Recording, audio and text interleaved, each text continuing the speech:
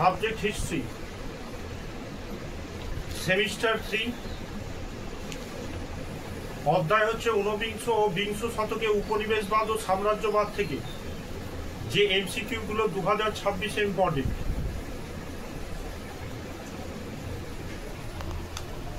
চীনে প্রবেশের জলপথ আবিষ্কার করেন জন হে, রাফায়েল, বলেছে পেরেস্ট্রোলো, পিজারো, কোমোডোর পেরি।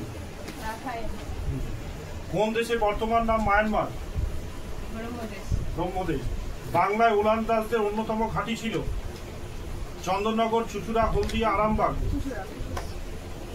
এশিয়ার পূর্বাঞ্চলে ইংরেজদের প্রথম বাণিজ্যিক ঘাঁটি ছিল ঘাঁটি একই অবস্থিত সুমাত্রায়। নিকট প্রাচ্য বলতে বোঝায় রোমকে, তুরস্ককে, আমেরিকাকে, মিশরকে। দূর প্রাচ্য বলতে বোঝায় চীন ও জাপান। জাপানকে। লিওপল্ড ছিলেন বেলজিয়ামের রাজা।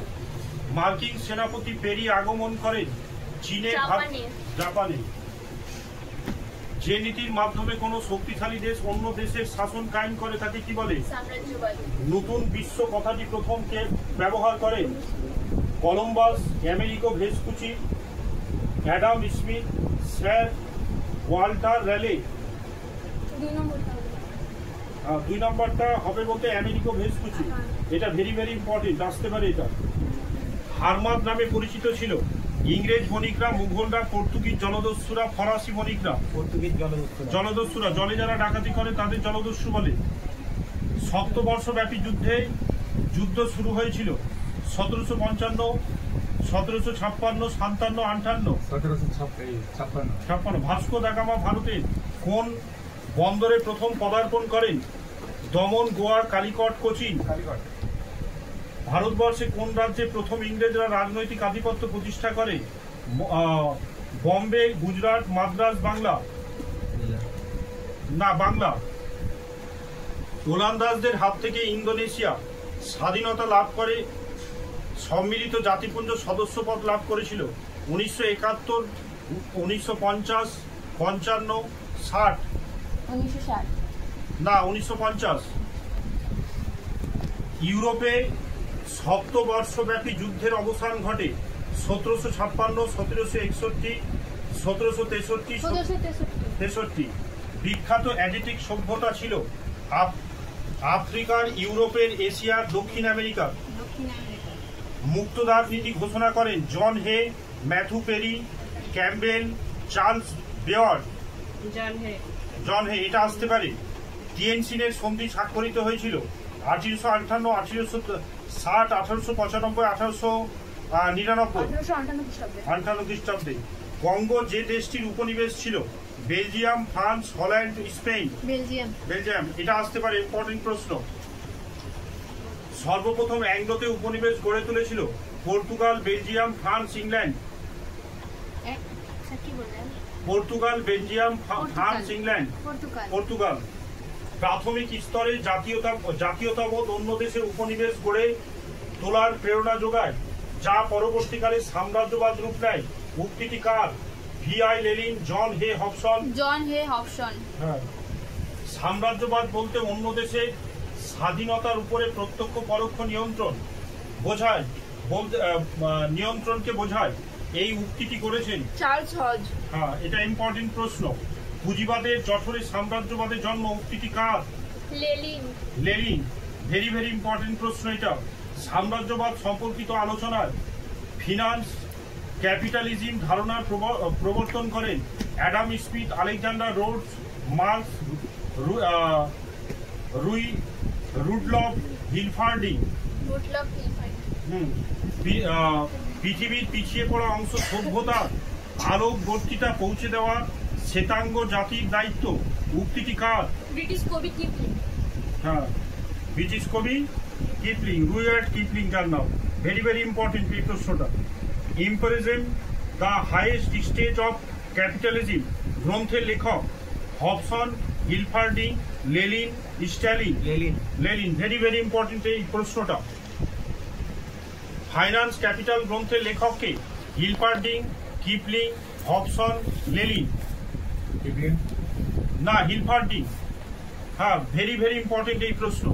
মার্কেন্টাইন বা শব্দটি সর্বপ্রথম ব্যবহার করেন Lord Acton, David Thomson, Adam Smith, Lord Mercantine, Adam Smith. Very very important. ইংল্যান্ডে শিল্প বিপ্লব ঘটার পেছনে কয়লার প্রাচুর্য দায়ী ছিল, পুঁজির সহজলভ্যতা দায়ী ছিল, পুঁজির অভাব দায়ী ছিল, জমির প্রাচুর্য দায়ী ছিল।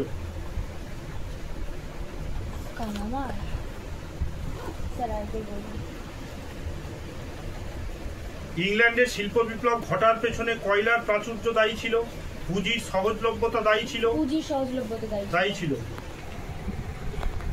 অবাধ বাণিজ্য নীতির একজন প্রবক্তা হলেন কোলবার্ট, অ্যাডাম স্মিথ, চতুর্দশ লুই নেপোলিয়ন।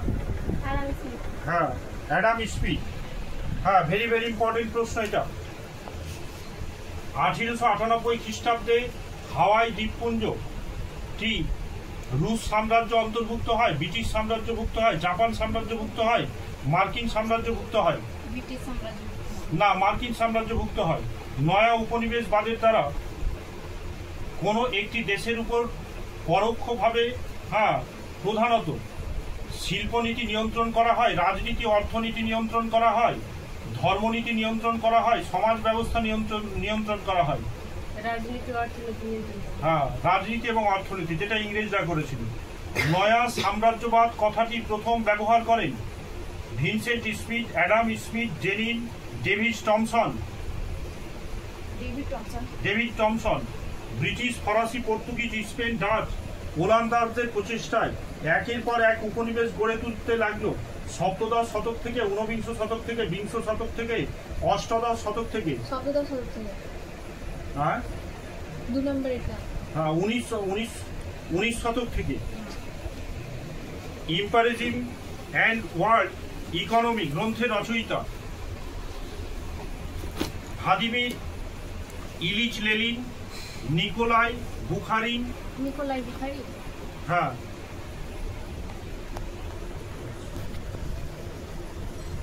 নিও colonialism, the last stage of imperialism গ্রন্থের রচয়িতা Nkrumah, Lenin, Sukarno, Karl marks.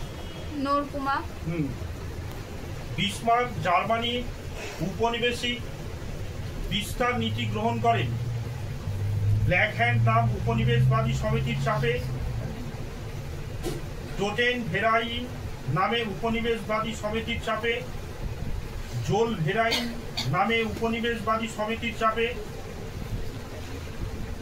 ডিসব্রিস্ট নামে উপনিবেশবাদী সমিতির চাপে। দ্বিতীয়টা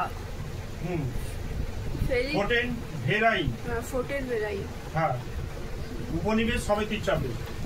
রিপলিটিক নীতির প্রবক্তা কাইজার, দ্বিতীয় উইলিয়াম, বিসমার্ক, মুসোলিনি, হিটলার। হ্যাঁ, ভেরি ভেরি ইম্পর্টেন্ট এই প্রশ্নটা। ওয়েল পলিটিক নীতিকে প্রবর্তন করেন ক্যাম্পাবেল, কাইজার, দ্বিতীয় উইলিয়াম, জেমস, জোল, বিসমার্ক। কাইলাম না, কাইজার, দ্বিতীয় উইলিয়াম।